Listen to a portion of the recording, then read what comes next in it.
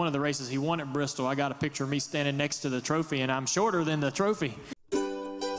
Bristol stories come in all shapes, and for a young Dale Earnhardt Jr., sizes too. And when you're a kid and you see something that big that you could win at that event, number one, you hoped it never changed, so when you got your opportunity to race there, you could win the same trophy, and you hope that you'd have that opportunity. Junior had his opportunity in 2004, taking home the big trophy at the short track and adding his name to a list his dad is etched onto 9 times. And that's the thing about Bristol. It always has a way of being a family affair. Darryl had so much success there through the 80s and was so much fun for me to watch. And then I was able to win a couple of races there myself. Brothers Darryl and Michael Waltrip have combined for 15 checkered flags at Bristol Motor Speedway, 12 of those by DW in the sport's highest series. I love that track. I always had a motto, follow me in Tennessee, and I tried to make sure everybody did.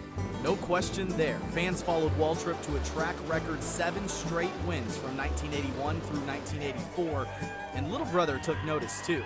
You see someone have such success in a place and you just want to be like them, especially if you're big brothers. Of course, it's not always wins piling up for these racing families. The last great Coliseum has been known to bite back too. I thought he was hurt.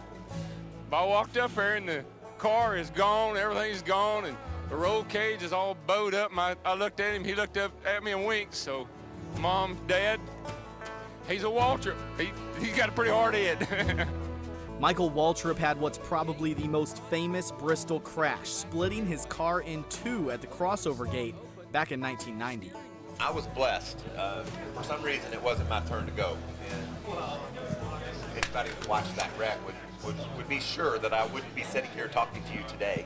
Another of Bristol's first families is the Allison clan, led by brothers Bobby and Donnie. The Allisons have 6 Sprint Cup wins at BMS, but the wins didn't matter quite as much as a father and son being able to compete together. And that was a great pleasure for me, and for him to be along was just really special all the way.